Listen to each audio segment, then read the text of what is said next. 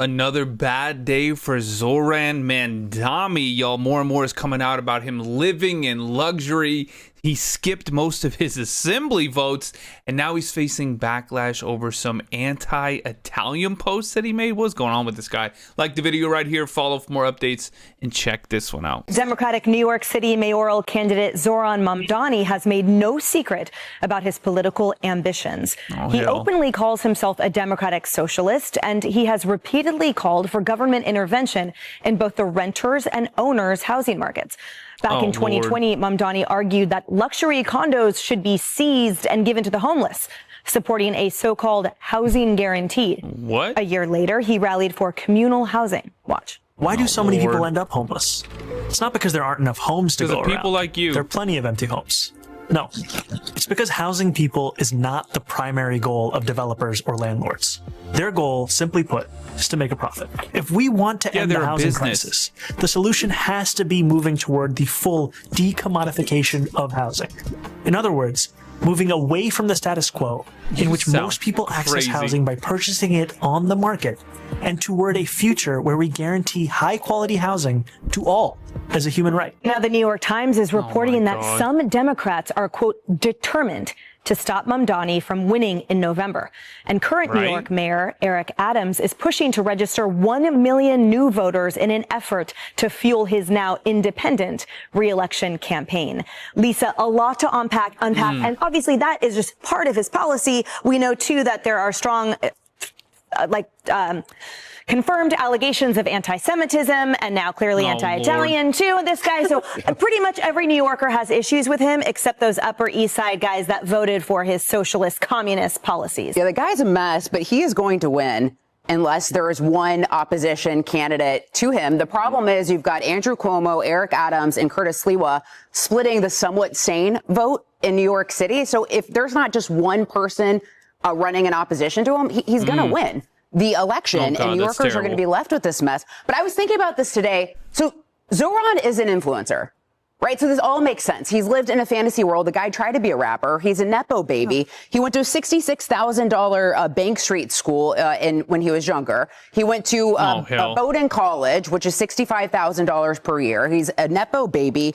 And then he only had a job for 3 years between 2014 and the New York State Assembly in 2020. And then when he got that job in the New York State Assembly, he was absent for 50% of the assembly votes. So the guy has literally done nothing with his life, but he's an influencer, right? He's living for likes, not substance. He's on social media. He's on TikTok. And I think that sort of just summarizes his generation and also just that like influencer TikTok culture. Yeah, he's also a hypocrite because he enjoys a $3 million Chelsea home that I wish I could afford too. It sounds nice, right? While he's advocating to decommodify the entire market.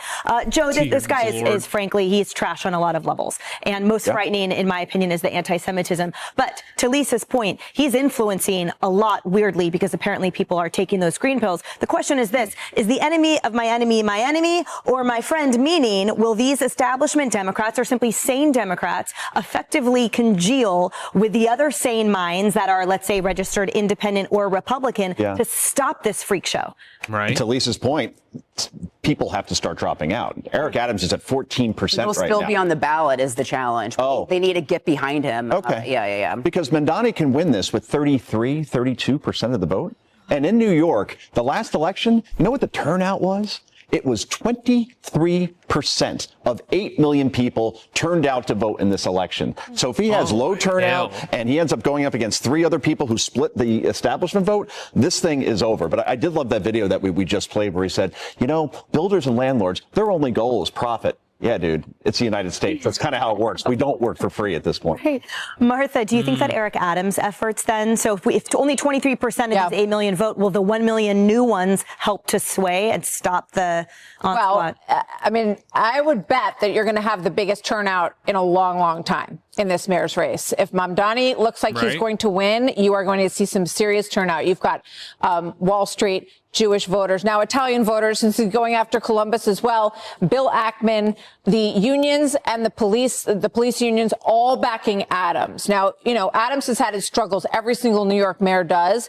But I thought it was interesting what he said about, you know, people sort of saying, oh, well, Cuomo, Adams, you need to drop out and let's get behind Cuomo. And Adams said, I'm the sitting mayor of of the city of New York, and you expect me to step aside when you just lost to Zohran by 12 points? So Adams is in this fight big time. And I think you are going to see, I bet it comes down to Adams against Mamdani. Because there were a lot of reports to that point that the sort of legacy, dynasty, political families, that this was a staunch rejection of that by Cuomo, even though he garnered a lot of the minority and lower income community votes. At the end of the day, it seemed like he was resoundingly rejected of this comeback. Well, because it kind of goes, the Democratic Party as a whole has a problem with messaging. And that's what Mamdani is doing. He is intriguing young people.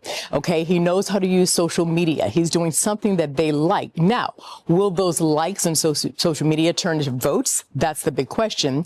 And also, let's see what you got, 4 months. So is he going to try to move to the center a little bit to try to attract those voters that are out there? But I do think, I agree with you guys that I feel that the folks who were behind Cuomo, if they don't do this, they're in big trouble. If they don't coalesce and Cuomo, says, here, it's Adams, I'm getting behind him, then you're right, this guy can run away with it. So it's going to be interesting. I don't think it's I don't think it's a done deal, though. I'm not going to say that.